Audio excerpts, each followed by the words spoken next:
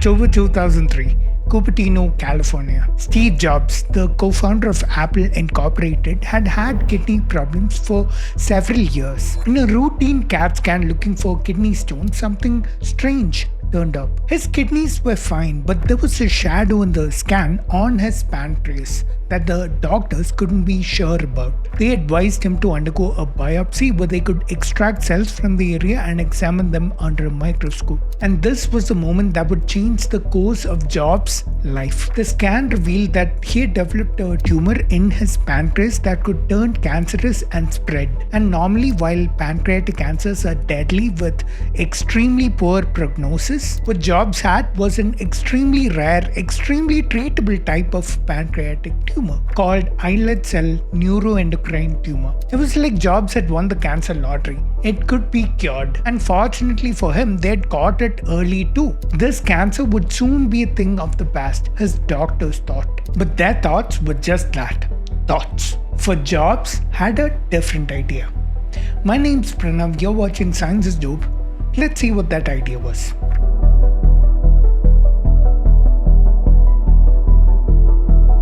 His doctors advised Jobs to undergo surgery to remove the tumor. This was the best course of action as per medical science. But to their surprise, Jobs refused. He didn't want to have the surgery. According to his biography, his literal words were that he didn't want them to open him up. So what did he do? He went for alternative medicine. He strongly believed that herbal remedies could treat him better than any doctor could. He strongly believed that his cancer could be completely cured without the need for any surgery. How wrong he was.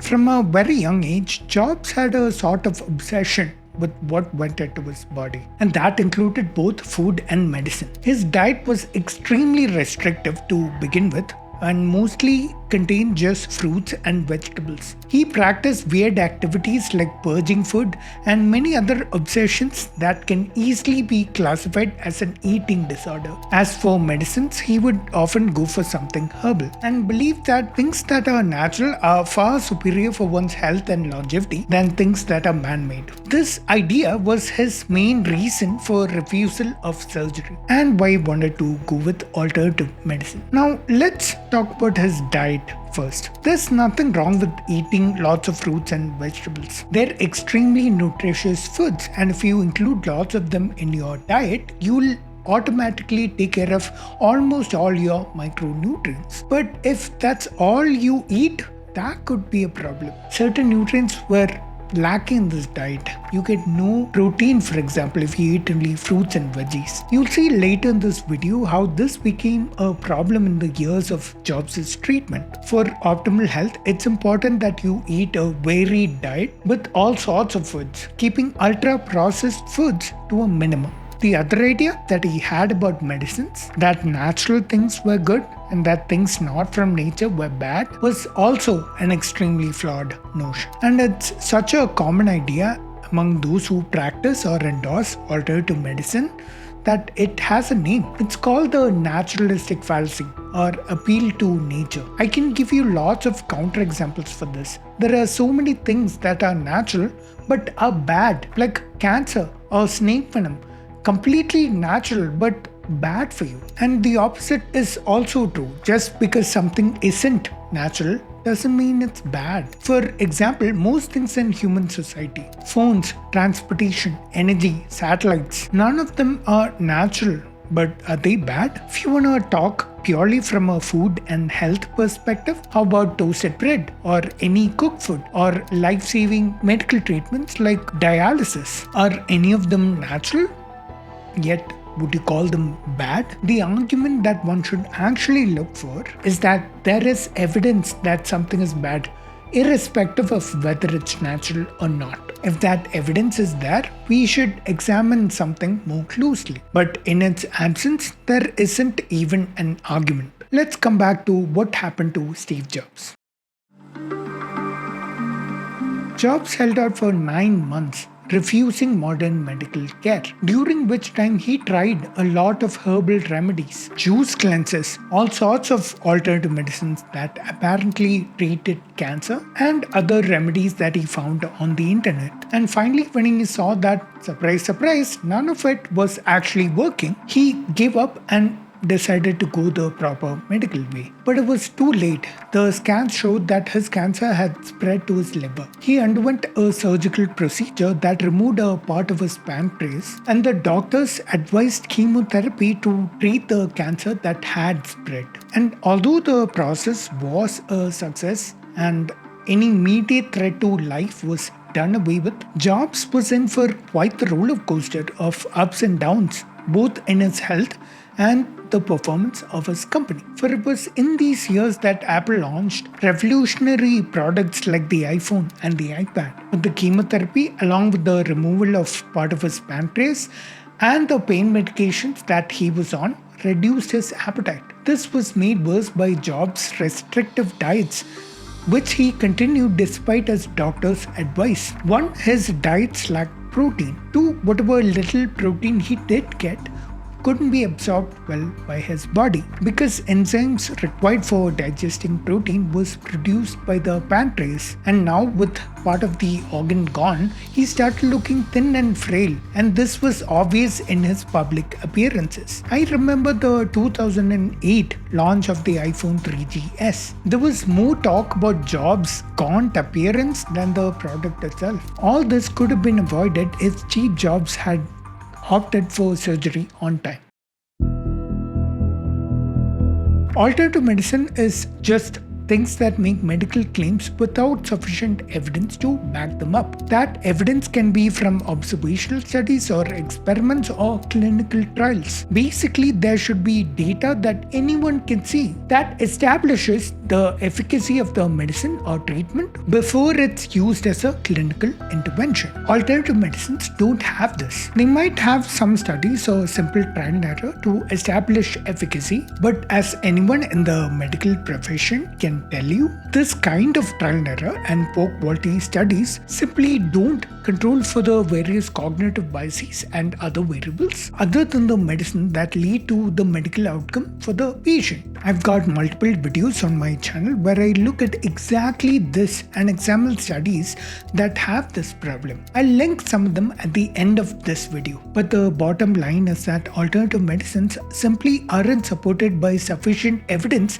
for them to be used as clinical interventions. As Tim Minchin once said, do you know what they call alternative medicine that's been proved to work? Medicine. So if they can't show sufficient evidence for their efficacy, how do alternative medicines survive in the market? How do they get people to use them and vouch for them? Mainly by misrepresenting modern medicine through talking points that are obviously fallacious, like the naturalistic fallacy, or spreading a fear of chemicals. Watch any conspiracy theory video on sunscreens, for example. They also use general fearmongering on social media. Take a look at any pro-alternative medicine page. Their general way of marketing is by getting people to mistrust modern medicine. They also use language that demonizes modern medicine. Like earlier we saw Steve Jobs refuse surgery by saying he didn't want them opening him up, which makes it sound worse than it is. Such language is common within alternative medicine circles. This way they push modern medicine down to keep themselves from drowning. Apart from this, what they also have are poor quality studies that they can flash in front of anyone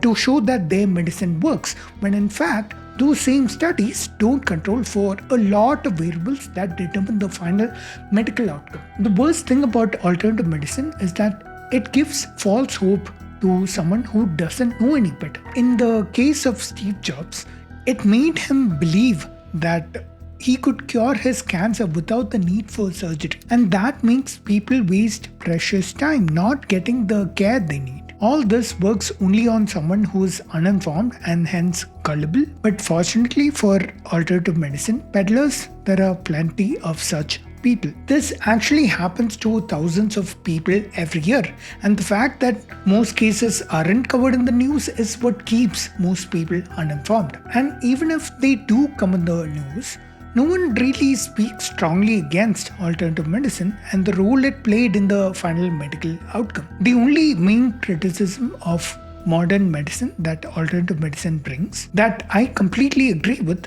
is that it costs too much. And this cost often comes in the way of accessibility of modern medicine for many sections of society who unfortunately turn to alternative medicine, thinking that some medicine is better than no medicine. This is wrong because there are no proper clinical trials for alternative medicine. There is no safety information or regulation for alternative medicine products in many parts of the world. I've investigated this in detail in some of my past videos. I believe that modern medical care should be accessible and affordable to all sections of society. But this criticism does not bring into question the efficacy of a modern medicine drug, which should be our primary concern, whether a medicine or treatment works or not. Unfortunately, there are people making a living out of alternative medicine, and there are degrees in alternative medicine in many parts of the world, which the youth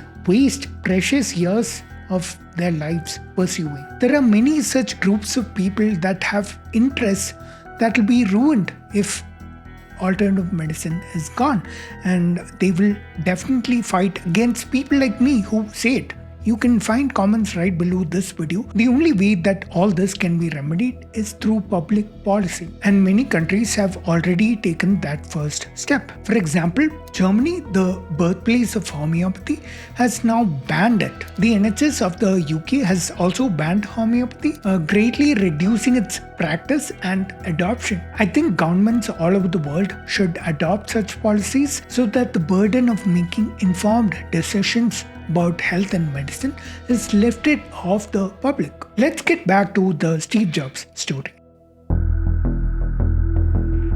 Jobs' cancer returned again, this time affecting his liver. All this could have been avoided had he opted for surgery on time. He had to undergo a liver transplant in March of 2009, and once again he found it very difficult to regain his strength after the surgery. He would often find himself without the energy to walk or even talk, and it would be almost a whole year, early 2010, before he did and was able to return to work. But all of this was short-lived. Steve Jobs would die of complications from his cancer in 2011. I want to bring out stories like these that have strong takeaways in them. If you like what you saw, consider subscribing. If you'd like to support me through other means, feel free to use these options that I've linked below. I'd like to thank my highest tier members on YouTube and Patreon. If you like that video, you might like this entire playlist that I made on alternative medicines, where I've gone into detail on how alternative medicine makes you think that it works, some studies on alternative medicine, and how clinical research that separates modern medicine and alternative medicine actually works. I'll see you in the next one. Till then, remember, science is dope.